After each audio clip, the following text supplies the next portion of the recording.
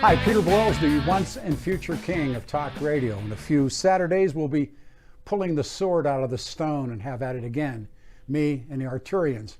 Look, I want to talk about political courage. It's incredibly rare today.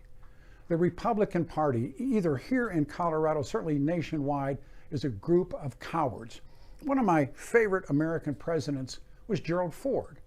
And if you go back to Gerald Ford, he threw a political career away for the good of the country.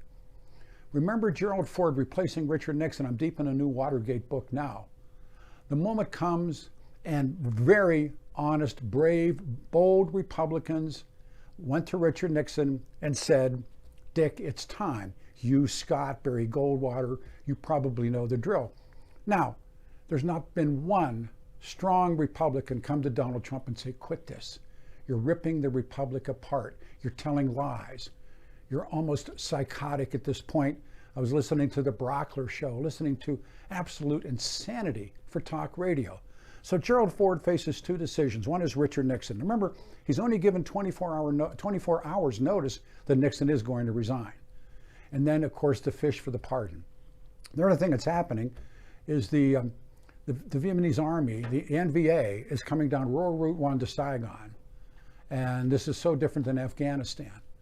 And so there are the hawks of the Senate, hawks in the House want to renew bombing. The Rolling Thunder B-52 raids on Rural Route 1. And he said, no, we have had enough. We're not going to do this. So he pardons Richard Nixon and suddenly becomes president of the United States, making the pardon deal. And he ends the war in Vietnam. And for that, he loses his next chance for re-election. He has to stand for Nixon and standing for the pardon, which that would have ripped this country apart like Donald Trump. So why is it so rare? We have people like Liz Cheney. I've not been a big fan of Liz Cheney, but I tell you what, she's got the political heart of a champion right now. And she's going to probably lose on Tuesday, and everything is going to go their way. And the Trumpists will cheer. You don't know what you're cheering for. You have no idea.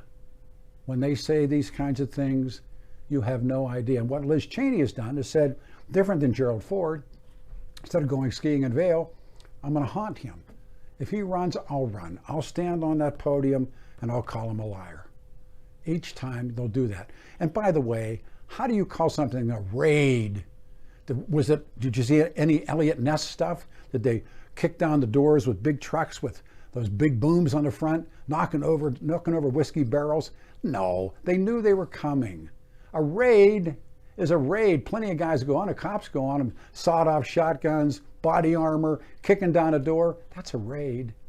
All they did was activate a warrant. I've never heard crazier talk radio, but each and every time, the excuse-making becomes greater and greater and greater. What did the Dormouse say? Feed your head. I'll see you next time. Thanks for watching.